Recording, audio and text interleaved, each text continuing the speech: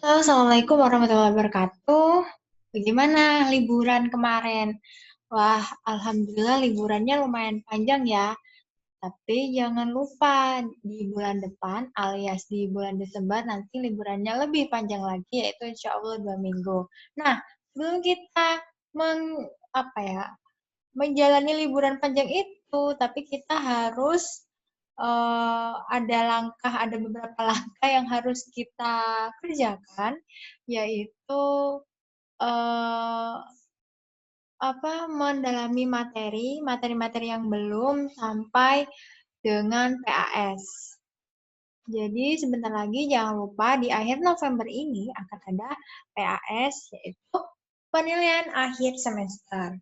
Nah, kali ini kita akan membahas materi yang sebelumnya Ibu mau tanya dulu, di sini pernah nggak kalian membantu Ibu memasak air? Nah, kira-kira pada suhu berapakah air mendidih itu? Nah, selain air mendidih, apakah di sini kalian pernah membantu Ibu untuk mengubah air menjadi es, yaitu dengan cara menaruh air ke kulkas alias ke freezernya. Nah, kira-kira nih, pada suhu berapa air membeku? Nah, selain itu, mungkin di sini kalian pernah merasakan sakit demam. Kira-kira pada suhu berapa orang dikatakan mengalami sakit demam? Ya, jadi di sini suhu tersebut itu selalu dibicarakan dalam kehidupan sehari-hari. Nah, pada bab ini kita akan mempelajari suhu, kemudian cara pengukurannya, serta akibat dari perubahannya. Nah, bagaimana sih cara mengetahui suhu benda? Kita klik dulu submateri suhu. Nah, ini. Jadi, ketika kita terserang demam, umumnya untuk mengukur suhu, yaitu dengan meletakkan tangan seseorang ke dahi kita. Nah, namun apabila satu orang dengan orang yang lain, apakah sama? Apakah menggunakan telapak tangan tersebut merupakan alat ukur yang tepat? Nah, jadi jawabannya ternyata menggunakan telapak tangan sebagai alat ukur suhu itu masih kurang tepat ya. Kenapa? Karena bisa saja telapak seseorang itu berbeda-beda. Ada yang misalnya suhu normalnya itu 35 derajat. Nah, ada juga suhu normal seseorang itu misalnya 34. Nah, jadi ketika panas dia itu suhunya normal gitu. Ada yang ketika dingin malah dia itu suhunya normal gitu. Jadi apa ya, tingkat tingkat kalor di dalam tubuh kita itu berbeda-beda. Jadi kalau apabila kita menggunakan telapak tangan untuk mengukur suhu itu kurang tepat. Nah, jadi bagaimana sih cara mengukur suhu benda? Itu salah satu caranya dengan termometer. Apa sih termometer itu? Jadi, termometer ini merupakan salah satu alat yang akurat untuk mengukur suhu, baik di dalam tubuh maupun suhu di dalam ruangan. Nah, kira-kira berapa jenis termometer itu? Nah, sebelum kita membahas tentang jenis-jenis termometer, kita harus tahu suhu tersebut itu apa. Jadi suhu ini merupakan ukuran derajat panas atau dingin suatu benda. Nah, untuk mengukur suhu sendiri yaitu menggunakan termometer. Nah, suhu sendiri masih ingat kan pelajaran bab 1 yaitu suhu sendiri itu termasuk besaran pokok. Nah, dia juga termasuk besaran skalar karena dia hanya memilih nilai saja tidak memiliki arah gitu. Nah, suhu sendiri itu dapat dinyatakan berdasarkan skala Kelvin, ada juga Celsius, ada juga Fahrenheit, dan juga ada Reaumur. Nah, titik suhu itu ada titik tetap bawah dan juga ada titik tetap atas. Jadi, benda yang panas mempunyai derajat panas lebih tinggi daripada benda yang dingin. Nah, nanti kita akan melakukan percobaan di mana nanti ada 3 ember, ada ember air dingin, ada ember air, normal, sedang gitu ya, nggak dingin, nggak panas, dan juga ada air panas, gitu. Jadi dari hasil kegiatan nanti, kita dapat tunjukin bahwa indera perasa kita, yaitu yang menggunakan tangan, itu memang dapat merasakan tingkat panas benda, tetapi indera perasa kita itu bukan merupakan pengukur tingkat panas yang handal. Nah, jadi bagaimana cara mengetahui sampai ke nilai-nilainya, yaitu menggunakan termometer. Nah, jenis-jenis termometer ada banyak, ada termometer klinis, ada termometer alkohol, termometer bimetal, gas, inframerah, raksa, ada hambatan, ada termokopel. Nah, jenis-jenis termometer ini juga ada termometer cair. Contohnya pada termometer alkohol. Jadi secara umum, benda-benda di alam ini akan memuai ukuran atau ukurannya ini bertambah besar apabila dia memiliki suhu yang lebih tinggi. Jadi benda-benda di alam ini apabila suhunya tinggi, dia akan memuai. Jadi kenyataan ini dimanfaatkan untuk membuat termometer dari zat cair, yaitu contohnya termometer alkohol. Kenapa disebut sebagai termometer alkohol? Karena yang tanda merahnya ini, cairan merahnya ini merupakan cairan alkohol yang diberi warna. Seperti itu. Nah, apakah jenis alkohol saja? Tidak. Jadi tidak hanya jenis alkohol, tapi juga jenis raksa. Contohnya pada ini, termometer raksa. Termometer raksa ini biasanya digunakan untuk mengukur pada bagian tubuh, mengukur suhu bagian tubuh. Sedangkan termometer alkohol ini biasanya yang ada di lab-lab laboratorium gitu ya. Nah, apa sih apa ya, kelebihan dan kekurangan menggunakan termometer raksa dan termometer alkohol? Jadi, termometer raksa ini memiliki keistimewaan, yaitu warnanya mengkilat, cepat bereaksi terhadap perubahan suhu. Selain itu, titik beku si raksa ini yaitu pada min 38 derajat Celcius dan mendidih pada suhu yang lebih tinggi, yaitu lebih dari 350 derajat Celcius, sehingga dapat mengukur suhu pada rentang suhu yang lebar. Namun ada eh, kekurangannya. Ya, jadi kalau apabila kita menggunakan termometer raksa, perlu kita ketahui bahwa raksa ini merupakan zat cair yang sangat beracun, sehingga berbahaya apabila termometer raksa ini pecah, dan juga harganya lebih mahal daripada termometer alkohol. Selain itu, ada juga termometer alkohol. Nah, alkohol ini biasanya diberi warna biru atau merah, tapi umumnya warnanya merah. Nah, rentang suhu yang dapat diukur termometer alkohol ini bergantung dengan jenis alkohol yang digunakan. Contohnya ada toluen, rentangnya titik bekunya min 90 derajat Celcius hingga titik didihnya 100 derajat Celcius. Ada etil alkohol, yaitu dengan memiliki rentang min 110 derajat Celcius hingga 100 derajat Celcius. Alkohol ini tidak berbahaya seperti raksa, namun dia ini mudah menguap. Jadi kekurangannya, walaupun dia itu tidak seberbahaya raksa, tapi dia itu lebih cepat menguap. Seperti itu. Dan harganya lebih murah.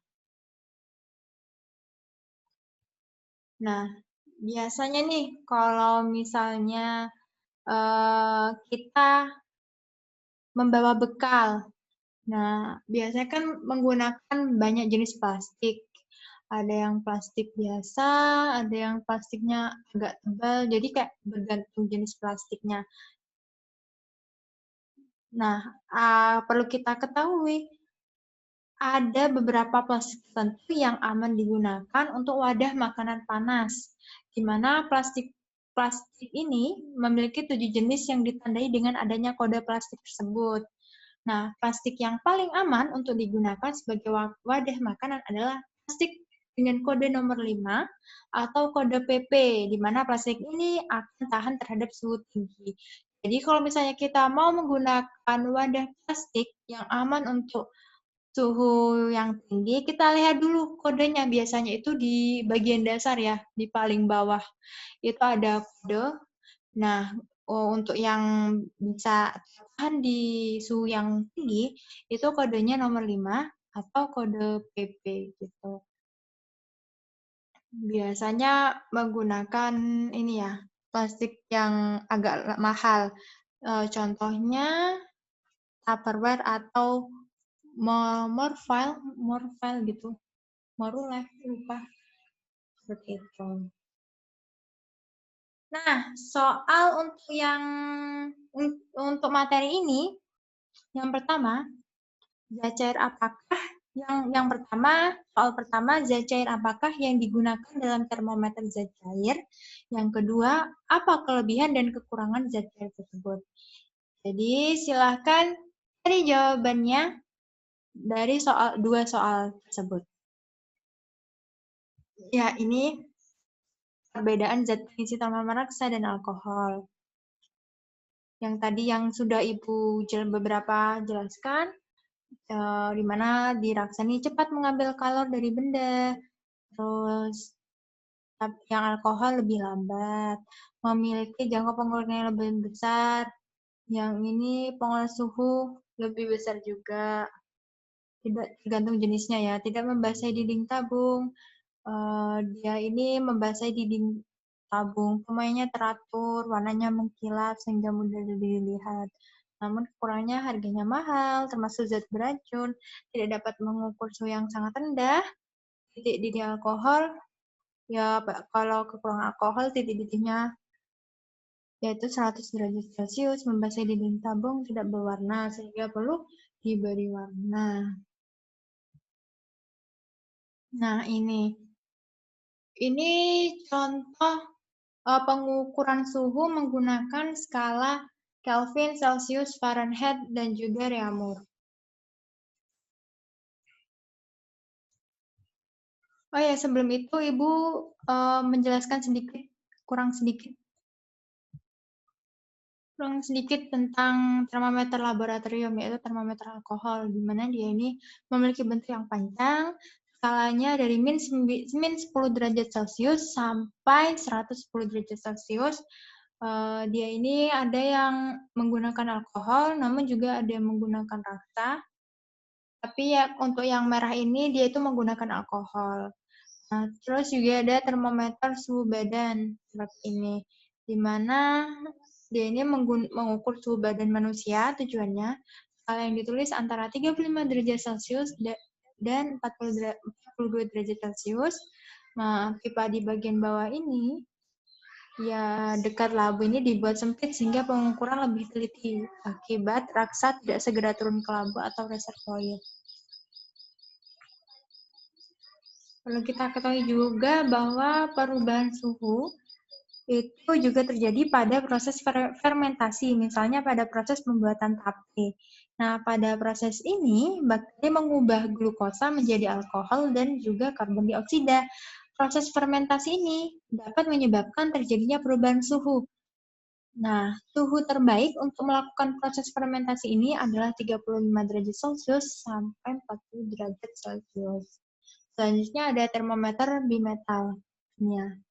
Jadi dia ini terdiri dari dua logam yang berbeda, yang memiliki koefisien yang berbeda, bekerja menggunakan prinsip pemoian, di mana ketika dipanaskan, logam akan melengkung ke arah logam yang koefisiennya lebih kecil.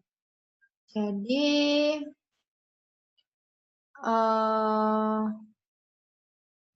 ada contohnya, sebentar, Ibu bukakan. Contohnya ini ya. Contohnya ini. Nah, jadi kita perhatikan dua logam ini, di mana dua logam ini tuh memiliki koefisien yang berbeda. Jadi jenisnya berbeda. Apabila dilekatkan menjadi satu, terus kemudian dipanaskan, nah apabila suhunya mulai berubah, bimetal akan melengkung. Mengapa? Alasannya karena logam yang satu momoi lebih panjang. Jadi logam yang memiliki koefisien lebih tinggi, maka dia akan melengkung lebih panjang. Seperti itu. Terus ada termometer kristal air, di mana terdapat kristal cair yang warnanya dapat berubah jika suhunya berubah. Nah, kristal ini dikemas dalam plastik tipis untuk mengukur suhu tubuh, suhu akuarium, dan lain sebagainya. Kristal air ini wajahnya itu mirip ini ya, mirip kayak seperti kertas gitu. Nah, nanti warnanya berubah. Perlu kita ketahui juga, ada beberapa binatang yang hidup di daerah dingin, ada juga binatang yang hidup di daerah panas. Nah, ciri-ciri binatang yang hidup di daerah dingin pada umumnya dia itu berbulu tebal. Bulu yang dimana bulu yang tebal tersebut menjaga suhu tetap hangat. Nah, untuk binatang yang hidup di daerah panas atau gersang, yaitu contohnya unta, di mana dia itu memiliki punuk. Apa sih fungsi punuk itu? Jadi fungsi punuk pada unta itu untuk menyimpan air sehingga dia lebih tahan untuk tidak minum selama berhari-hari. Apabila dia udah ada di padang pasir gitu, sambil membawa barang-barang yang berat dan menjaga agar suhu tubuh tidak panas. Jadi punuknya itu selain untuk membuat dia tahan untuk tidak minum, karena di padang pasir kita tahu nggak ada air ya, nggak ada sumber air, dan juga fungsinya untuk menjaga suhu tubuh si unta ini tidak panas. Begitu pula dengan tanaman. Jadi, jenis tanaman yang ada di pantai akan berbeda dengan jenis tanaman yang ada di gunung. Karena suhu di pantai pasti lebih tinggi daripada suhu di puncak gunung. Nah, perlu kita ketahui juga bahwa dalam kurun waktu 100 tahun ini, suhu bumi sudah naik kurang lebih 2 derajat Celcius. Kenaikan ini disebabkan karena beberapa masalah lingkungan seperti iklim yang tidak menentu dan cuaca yang ekstrim. Nah, keadaan ini disebut sebagai pemanasan global. Nah, nanti pada bab 9 kita akan mempelajari lebih lanjut tentang peristiwa pemanasan global. Oke, selanjutnya kita akan ke skala suhu. Tapi Ibu break dulu, kita save dulu rekam, kita lanjut ke part 2 ya.